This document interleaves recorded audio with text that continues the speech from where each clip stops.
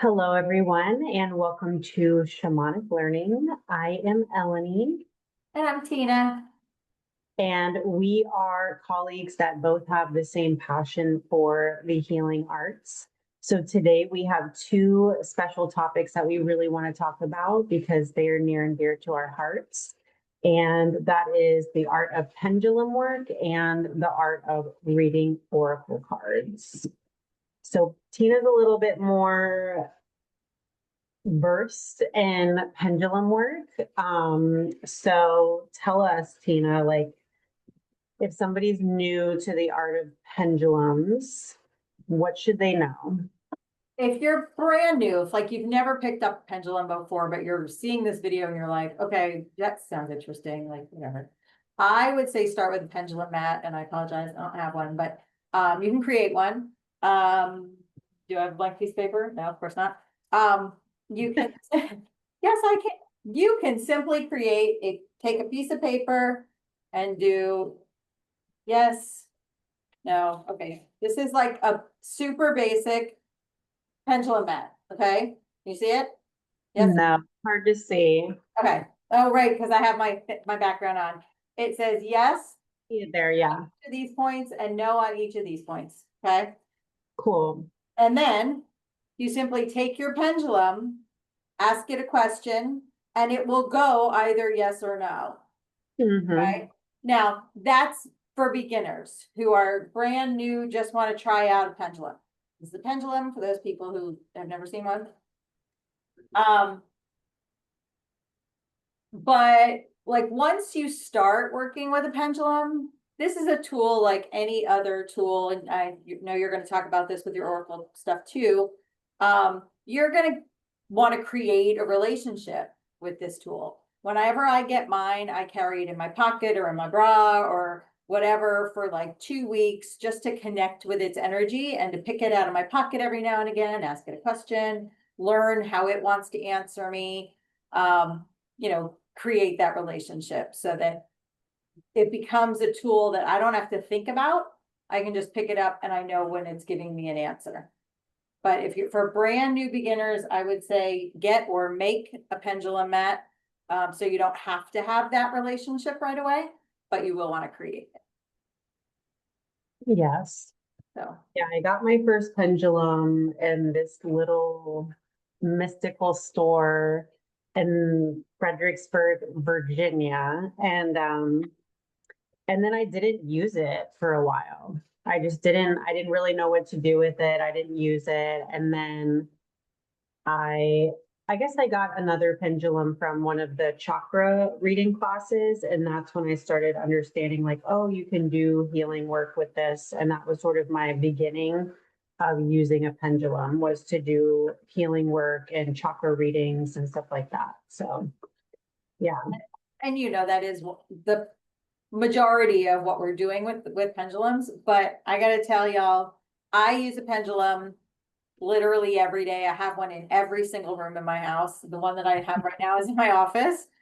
When I have a question or can't decide between two things, I'm going to use my pendulum. Right? It Mhm. knows what's best for me. Okay. Oh, it doesn't know anything. It's not sentient. It is a connection to my higher self. So my higher self knows the answers. So even today, I couldn't decide between two snacks in the middle of the day. And I was asked my pendulum, like, which one does my body want? And which one's more Mhm. nourishing for my body right now? And it told Mhm. me which one to have. So, um, I have them in every room, whether it's to help me pick out my jewelry in the morning or to help me decide, what I'm doing with work or whatever. Um, it's you're asking it a yes or no question, right? So it's pretty simple and easy, but you can also use it for finding lost things. We've talked about this before. I had a crystal that was lost in my house somewhere, and I used my pendulum and found it in the garage among boxes. Like it was on the bottom box, and my pendulum knew that because my higher self knew where it was. Mhm. So there's so many applications for a I pendulum. think it's so cool to be able to find lost things. I haven't really tried that yet, but I want to. And It's I think cool.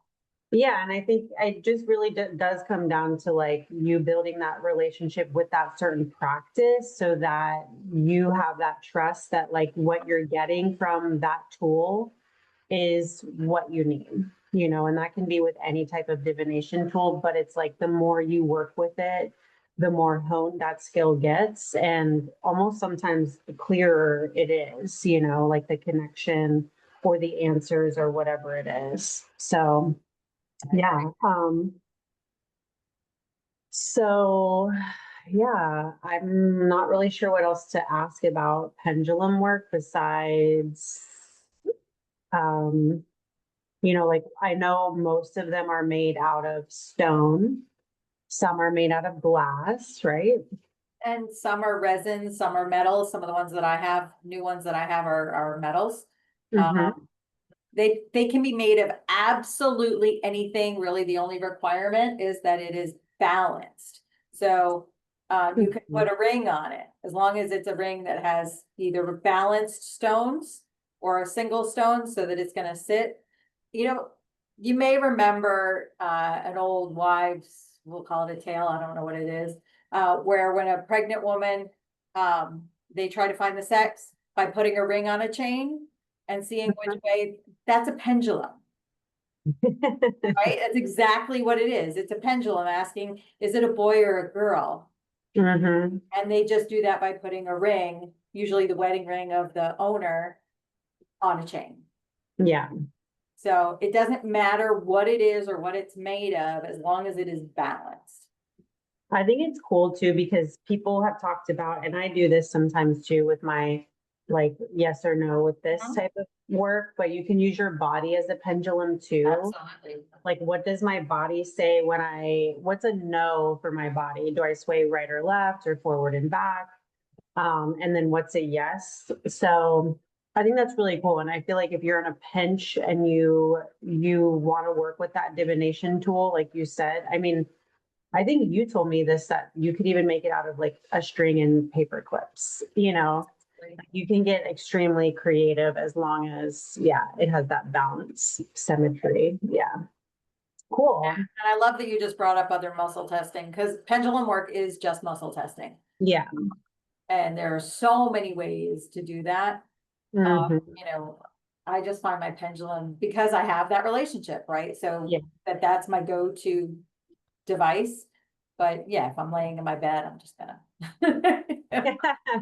Yeah, show me yes. Show Exactly.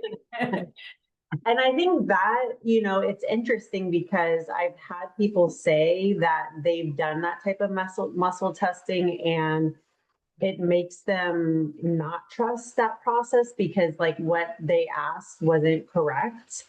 But again, it's a form of self-trust and building that trust muscle, So it's like if that's the muscle testing that you use over and over again, you're building that connection to that practice. And So with any muscle testing, at least for me, every single time I pick up my pendulum, the first thing I ask it or I say is, my name is Tina. I want to know that it's connecting with me. mhm, Because I found out maybe 2 years ago when I was studying emotion code that if you are dehydrated, your connection with your higher self could be wonky and you're going to mhm, get weird answers. So you always want to make sure that you're on the same page from the get-go by yeah, asking the question that you know the answer to. And that's with any muscle testing. Because yeah, that's you're testing on your physical body, and if your physical body is not hydrated, you're not going to get those answers. mhm, yeah, So good something point. to keep in mind. Yeah, and I feel like if you're, really anxious or in a place where you feel like really off kilter, I think that's when we run to our divination practices, like give me answers, like I am reeling right now. But being more grounded, you're going to get more clarity, because I think when you, even with Oracle or Tarot or whatever, you may pull a spread and it's not what you want to hear. And it could just make matters like more intense or worse, or you just ignore it. You're like, screw this. I cannot digest that right now. So yeah. So one of my modes of divination that I absolutely adore is working with oracle cards. I also have a tarot practice, but I started with oracle. I still use oracle almost daily in combination with my tarot. Um, but yeah, I'm obsessed. And yes, Can you tell everyone the difference real quick between tarot and oracle? I suspect there are people going, what is she talking about? What's the difference? Like, okay, so I have one of my little oracle decks here. I actually got this cutie on Etsy by an artist, Spirit Cats. So essentially, oracle cards can be any type of theme. So there's usually an artist, sometimes it's an artist and a writer that pair up and work together to create the deck. okay. You get these precious, I mean, they're not all precious, but like these beautiful pieces of art, right? That are sometimes channeled by the artist. And then sometimes their meanings are also channeled by the artist. So for this one, it has the meaning, like the channeling on the back. Sometimes they have a little deck or a book that, explains the meaning, but what I like to tell people is like, look at the imagery first, and then you can kind of tune into what the artist or the writer is saying, because it's not always going to resonate with you and your intention or your question. So you might be going through something, and then you pull this one and it says trust. And this specific Oracle deck has like little stories on it, so like the cat's name is Sappy, and, a little story about Sappy, but you have to kind of pick and choose and use your intuition and your discernment on what speaks to you, right? And that's how you build those relationships.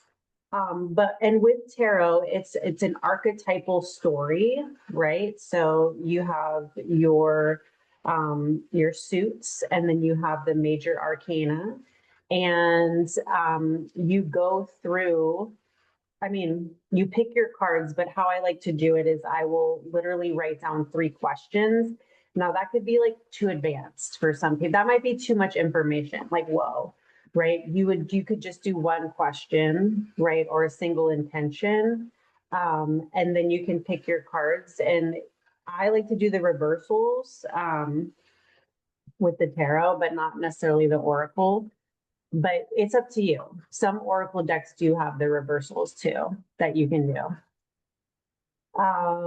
Did I answer the question? I feel like so tarot is more like the standard archetypes, right? And even different readers are going to have different takes on it, but it's like a set of cards. And then there's all these spin-offs of the tarot too. So if you're not using the classic Rider Waite, then you're going to get all these spin-offs too of like the different art and stuff like that. So, but the reason why they're different than Oracle is because Oracle is really just a art with, a channeling that has nothing to do with like an archetypal story necessarily. Does that make sense? It does, and I like to think of the difference. I'm gonna break it down like for idiots here. So I like to think of the difference in that tarot has rules. Mhm. Tarot is designed with rules, and you have to know the rules. There are no rules with Oracle. With Mhm. Oracle, you can look at the card and see how pretty it is and what resonates with you from that card. You can read it, you can read the book, you can pick 3 cards and see what they mean to you. Whereas there's very kind of strict rules and stories with tarot. Um, Yeah, I think, and again, though, you need to like pull what resonates, because with tarot, even though there's these themes and there's certain universal meanings to them, it really depends on, the cards around it, what's the intention and stuff. Um, yeah, so I feel like you can do very elaborate readings with both, right? Like you can go online and look up readings and a bunch of questions and do all that type of stuff. But if you're just starting out, I would say just dabble and play with Oracle because it's fun and it's sweet. And if you're into tarot, you might find somebody that you really resonate with or like a book to learn from. You know, like I really listened to only like two tarot readers, and one of them actually isn't as traditional as the others. And that's why I really like her. But but yeah, it's its own like language almost or study. You know, it's its own occult study. So that's what I guess is similar to like the idea of like rules is, you know, language or structure in a certain way. Yeah. Yeah, I found tarot to be very complicated to learn for me. Mm. But when I picked up my first Oracle deck, I was like, okay, yeah, this resonates with me. Like Right. it's what I want it to be, not what somebody else tells me that it's supposed to be. Mhm. So yeah, I love Oracle cards too. Yeah, and depending on like what kind of decks you have, I mean, I just went ham with decks for for a bit. Like I don't buy decks anymore, but I did for a while. But what I try to do now is really love and work with just a few at a time. So like right now I have like four that I'm working with and two, maybe one or two that I use almost daily. Um, and I don't put a timeline on that. You know, it's just like this is the deck that I'm using. It's still like alive for me. And if I feel like there's an expiration around it or we've done our work together, I will usually like bless that deck and release it and like give it to someone else. Um, so but yeah, with Oracle, like it's it's playful, you know, it's a lot more playful. So Elle, will you do us a favor? would you like me to pull a card? For the two of us, let's, suck it. Yeah. But our intention is for it to mean something to both of us. So people And can kind of see how that maybe works. anyone who reads and who Yeah, watches. everyone who's watching. Yes, anyone who watches. So what I'm doing is I'm shuffling. It's hard to kind of, but this is how I shuffle. Other people shuffle differently. And I'm just kind of like infusing the intention. So, you know, what could be helpful for Tina and I to hear right now? What's supportive for our work together and for anyone on this call that can uh, receive this message or is open to receiving it.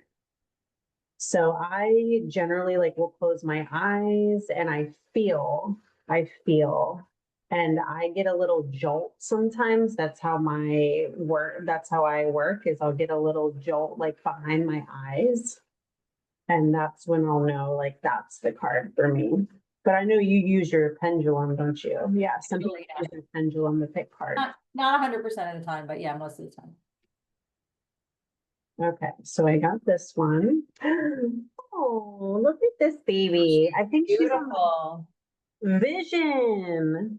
Her name's Vision. Meet Stargazer. Some say her head is in the cloud, but the view is better from up there. She can see the big picture beyond normal sight.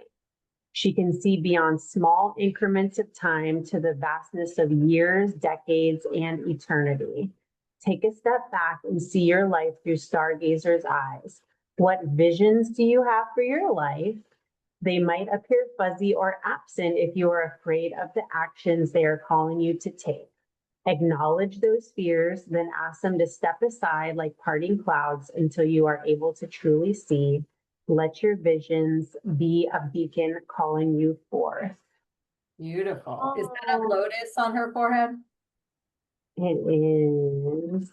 Oh, And another thing is if you have, you know, an altar or even if something really stands out to you, like the imagery or the energy from a specific card or something you're working on manifesting, you can put this in your vision as almost like miniature little like motivational things for you. Like I have oracle cards in on my mirrors on my refrigerator, and I'll switch them out sometimes, but when I know that I'm specifically working on something and I call that energy in through a reading, then I will let that energy sit and like manifest and see how it manifests.